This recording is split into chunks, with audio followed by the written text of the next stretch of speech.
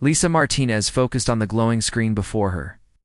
The numbers shifted rapidly, but none of it made sense. For 3 years, she'd manned the communications deck of the UES Defiance, and she'd never seen anything like this. Their ship floated in the shadowy expanse near Jupiter, listening and watching. That was their mission, monitoring deep space radio signals, hoping to catch traces of alien life. For 2 decades, Earth had sent messages into the void, searching for friends, for knowledge, for connection. But today was different. Today someone was answering. Lisa pressed her headset tighter. The signal was faint, laced with static. Solar storms around Jupiter made reception nearly impossible. She strained to catch the words buried in the noise. "Captain Morrison, you need to hear this," she called out. Captain Jake Morrison crossed the bridge toward her. Tall, gray-haired. And stern-eyed, he'd spent 15 years in space, but had never heard from aliens. "What have you got, Martinez?" "Sir, I'm picking up a transmission from beyond the solar system. It's directed at Earth. The translator's working, but the interference is bad." Jake peered at her screen. Strange glyphs slowly converted to English, but much was garbled or wrong. System was guessing. "Can you clean it up?" "I'm trying." "Sir, but the storm is a problem." "Look here," Lisa pointed. "It mentions Earth, war, and termination." Jake's face lost color. "What exactly does it say?" Lisa read shakily. "Primitive species Earth. Immediate termination.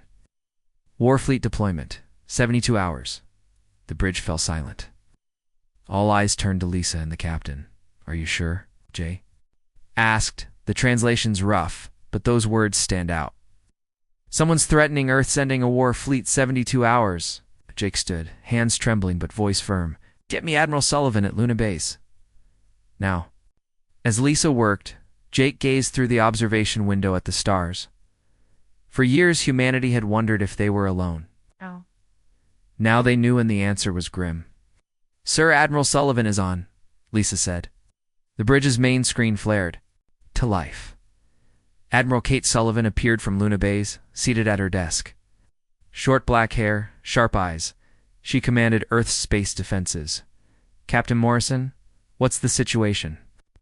"Admiral, we've intercepted a potentially hostile alien message. It speaks of terminating Earth deploying a war fleet in 72 hours. Kate's expression stayed hard, but her grip on the desk tightened. "Are you certain about the translation?" "There's interference, but the key terms are clear warfleet.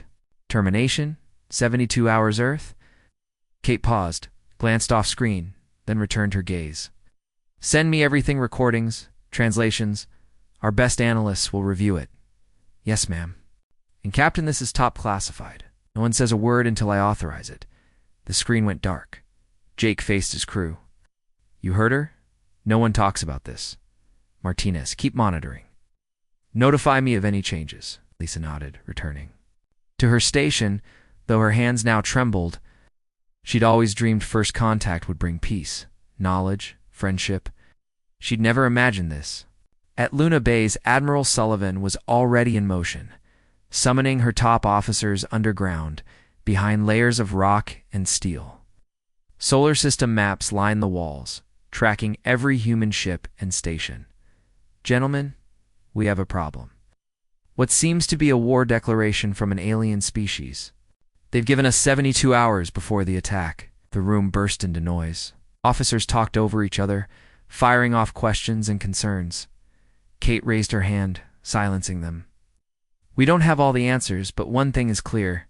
If Earth is threatened, we prepare. I'm authorizing Defense Protocol 7. The officers exchanged uneasy glances. Protocol 7 called every ship, every weapon, every soldier to readiness. It was Earth's doomsday protocol. "Ma'am," Colonel Don Foster spoke. "Are we certain?"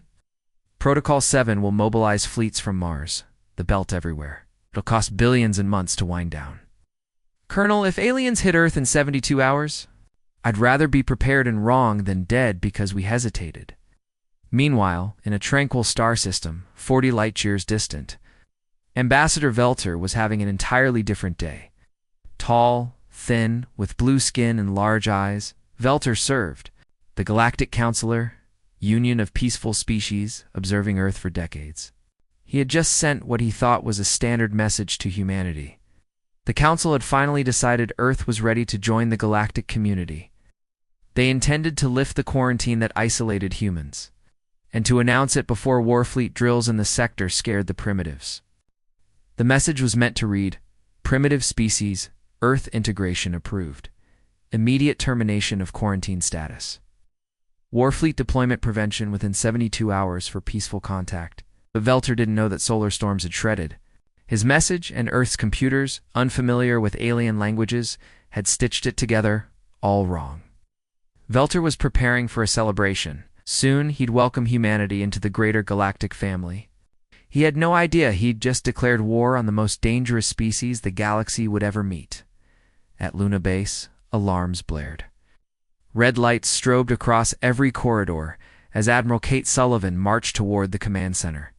She'd been awake 18 hours, but there was no time for rest not, with Earth possibly under threat in just 2 days. "Report," she commanded as she entered. Commander Bill Roberts glanced up. "Admiral, ships are mobilizing from across the system. Mars Base is sending 47 warships. The asteroid stations are turning cargo haulers into troop transports. Even research stations are arming up." Kate nodded. "Status of the big ships?" "The UEES Vengeance just cleared engine trials. Captain Nancy Davis says it'll be combat ready in 12 hours. It's a monster, ma'am. Enough firepower to shatter a small moon." Kate stepped up to the large display screen that mapped the entire HSE solar system. Tiny lights moved steadily toward Earth from every corner. Each one marked a human ship ready to fight. "How many ships do we have?" she asked. 2,000 and counting, Admiral. "The largest fleet in human history." Kate stared at the screen. 2,000 ships, each loaded with weapons capable of annihilating. Cities each manned by humans who believed they were defending their world. "And the Marines?" she asked. "Colonel Ryan Brooks is handling them. 50,000 soldiers, loading onto carriers as we speak." Across the base, Colonel Ryan Brooks prepared his Marines for a war no one imagined against aliens. Soldiers loaded rifles, checked armor, and embraced their families.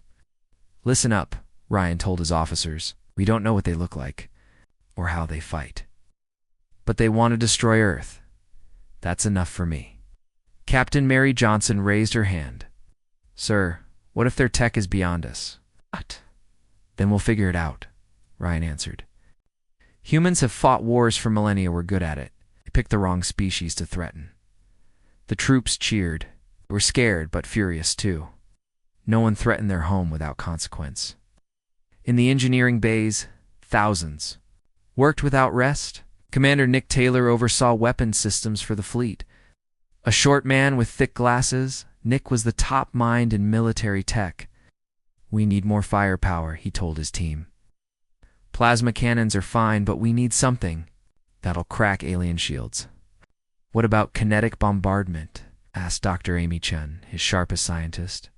She'd spent years developing new weapons. "Good idea. How many do we have?" "Enough to turn a planet into rubble," Amy replied.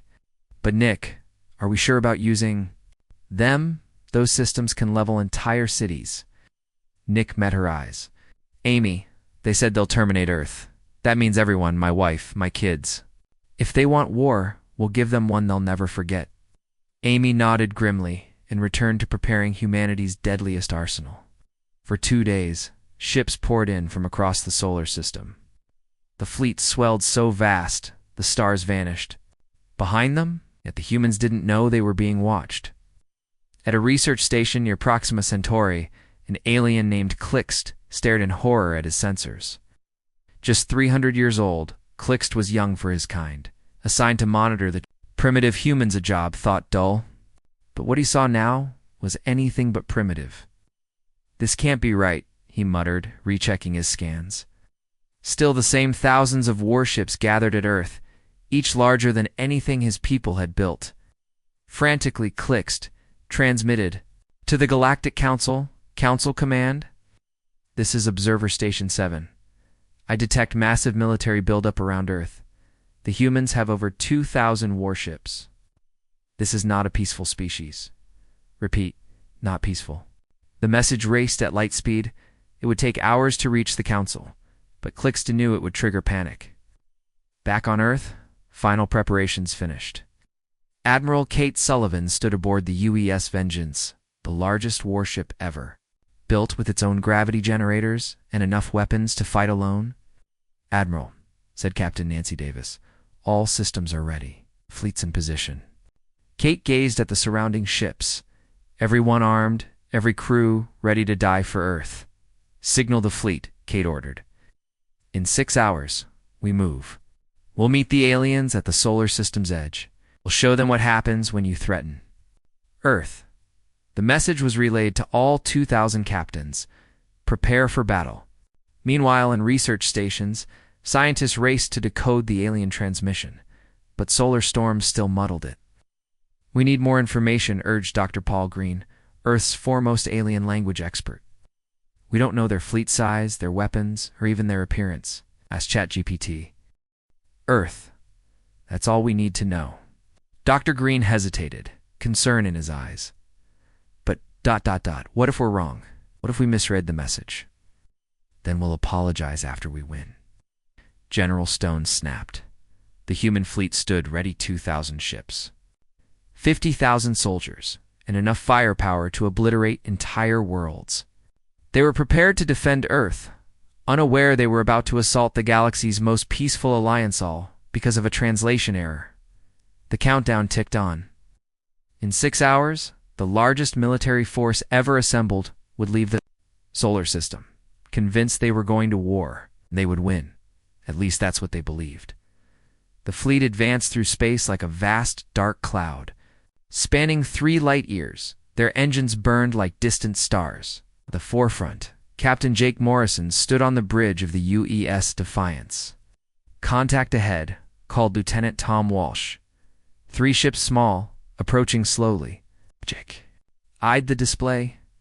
3 tiny dots moving toward their massive formation. "Are they armed?" Scanning. "They have some energy weapons, but nothing significant. They couldn't harm us." Jake nodded. "Probably scouts. They're checking us out before their main fleet shows up." Behind the scouts, the main fleet was an awe-inspiring sight. The UEE's Vengeance led its vast form, stretching miles. Hundreds of warships flanked it, all bristling with weaponry. On the Vengeance's bridge, Admiral Kate Sullivan reviewed the readings. "How many alien ships detected?" "Only the 3, Admiral reported Commander Linda Harris. "Long-range sensors show nothing else." Kate frowned. "Just 3? Maybe it's a trap," suggested Captain Nancy Davis. "Or they're just that arrogant," Kate replied grimly. 3 ships ... They think that's enough against us." The truth was far from that. Ambassador Velter sat in his tiny diplomatic vessel, horrified as the human fleet loomed closer. His ship, meant for peaceful missions, was flanked by 2 ceremonial escorts, their weapons obsolete for centuries. "This can't be," Velter murmured to his aide, Janhai. "The council said humans were primitive, barely spacefaring." Janhai studied the sensors. "Ambassador, I count over 2,000 ships. Each is bigger and better armed than our strongest warship." Trying to stay composed, Velter said, "Perhaps there's a misunderstanding. I'll send a greeting, they'll see we come in peace." He transmitted, "Greetings, people of Earth. We represent the Galactic Council. We come in peace to welcome you to the galactic community." On the Defiance, Lisa Martinez picked up the message. Though the translator struggled with the garbled language, "Captain Morrison," she called. "Incoming transmission. It mentions greetings and peace, but the signal's still unclear. Some words may be wrong," Jake considered.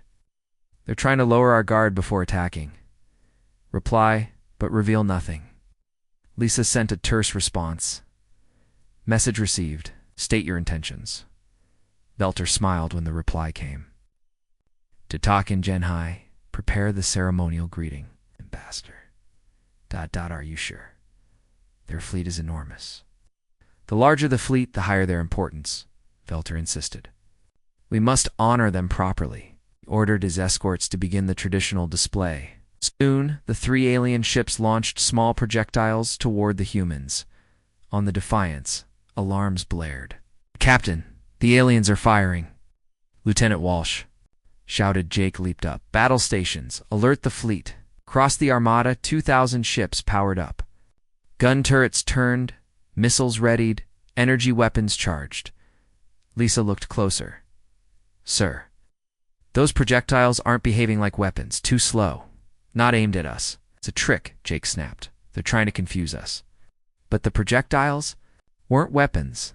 They were fireworks.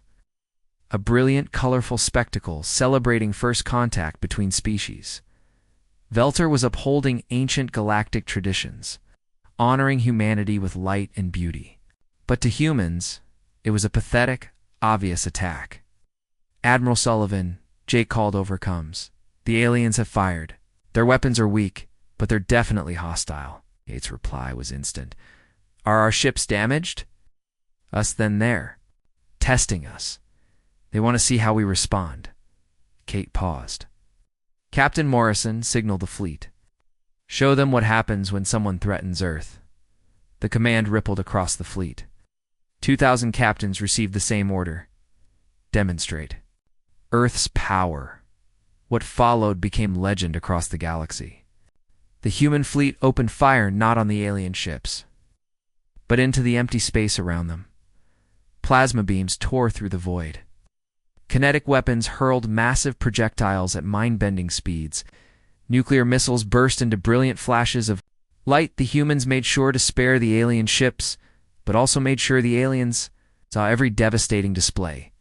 Captain Lisa Stone of the destroyer U.S. Fury had a special task. She ordered her gunners to fire in a precise sequence, using nuclear detonations to spell a glowing message against the dark. Surrender. Now, the bombardment lasted 12 minutes. When it ended, every asteroid, every scrap of debris within range, everything, except the 3 alien ships, had been obliterated. Ambassador Velter watched in horrified silence. He'd witnessed wars before, but nothing like this. The humans had wiped the area clean with terrifying ease. Janhai Velter whispered to his aide, "Send an emergency message to the Council. Tell them we've contacted the humans, and we may have made a terrible mistake." "What about their military strength?" Janhai asked. Velter stared at his sensors. "Tell them the humans have the most powerful fleet in galactic history. Tell them they are not primitive. Tell them there's something we've never seen before." The message shot across the stars toward the Galactic Council. Soon the entire galaxy would know. Humanity had arrived, and they were nothing like what anyone had expected. The human fleet waited in the silent dark, weapons ready. They had made their statement now. They waited to see the aliens' response. War was inevitable. Both sides were terrified. On Centauri Prime, the Galactic Council had been in emergency session for 6 hours. In the Grand Hall, representatives of 43 peaceful species sat in a wide circle, eyes fixed on a holographic display of the human fleet. High Commander Zethra stood at the center, tall, silver-skinned, with 4 arms. She had led the council for 200 years and had never seen anything like this. "The message from Ambassador Velter is clear," she declared. "The humans demonstrated military power unlike anything recorded. They annihilated everything within 3 light years in just 12 minutes. Dr. Piptol, the council's chief scientist, a small furry being with wide eyes, studied the data, visibly anxious. "High Commander, I've analyzed their weapons. The humans aren't just advanced. Their ships are built for war. Every design, every system is meant to destroy." Council member Morton, a gentle plant-like being from the Outer Rim, asked, "What do you mean, Doctor?" "Look at this," Piptol said, highlighting the hologram. "Most species design ships for exploration, research, or trade. Humans build ships for one purpose: to fight and win wars. And they have weapons we've never seen before. Fight." Yet the space ahead remained empty, silent, unguarded. Back in the council chamber, the room remained tense. The revelation of humanity's planet cracker weapons had unsettled even the oldest species present. "Right." High Commander Vestra raised a hand, her voice steady despite the rising panic. We must find a way to stop this before it begins. If the humans attack us with such weapons, entire worlds could be lost. Ambassador Velter stepped forward. Hi, Commander. I suggest immediate diplomatic contact.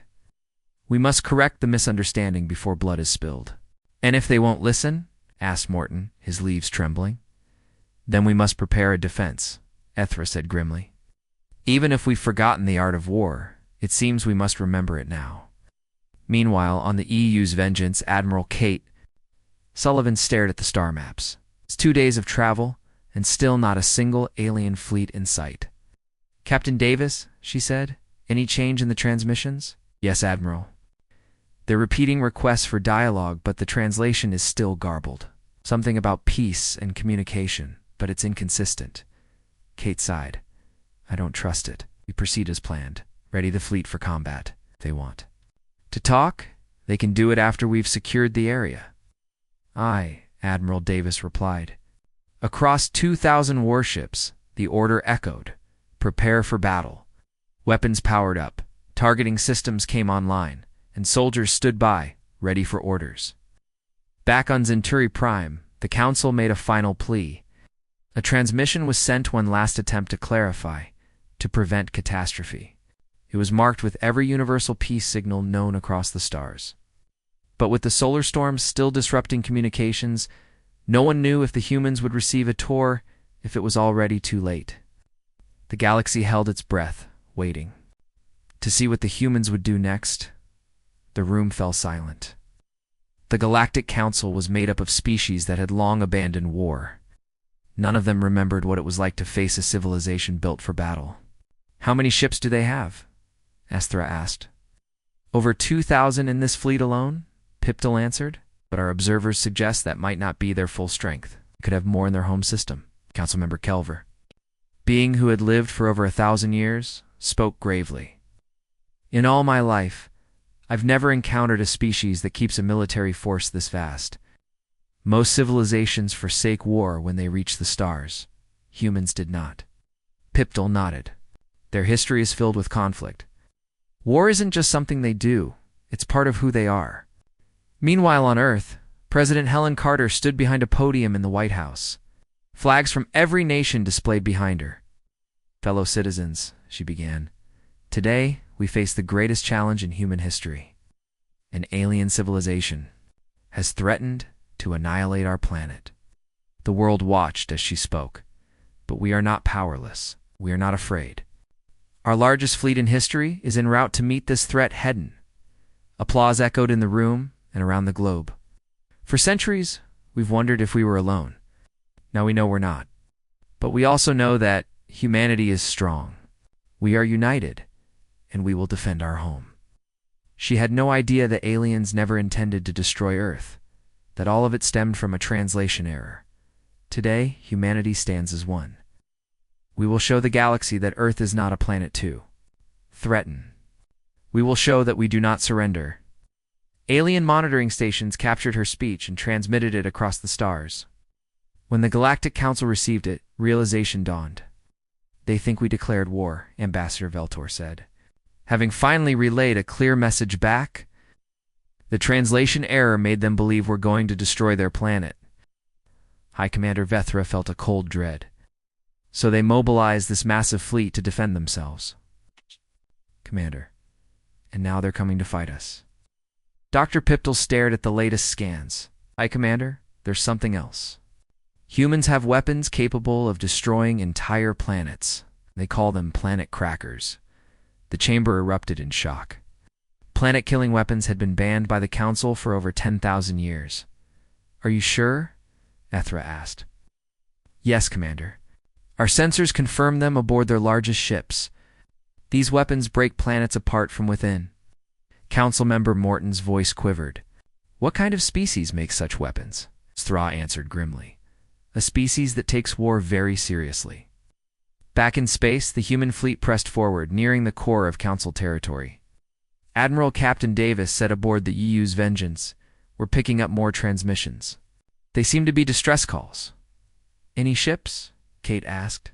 None, ma'am. There's no fleet out here. That's odd. If they're at war, where are their forces? Maybe they're hiding, Commander Harris suggested. Or maybe they're too confident, Kate muttered. Either way, we stay alert. The humans advanced, ready for battle, not knowing the only force awaiting them was a desperate diplomatic envoy. Ask ChatGPT.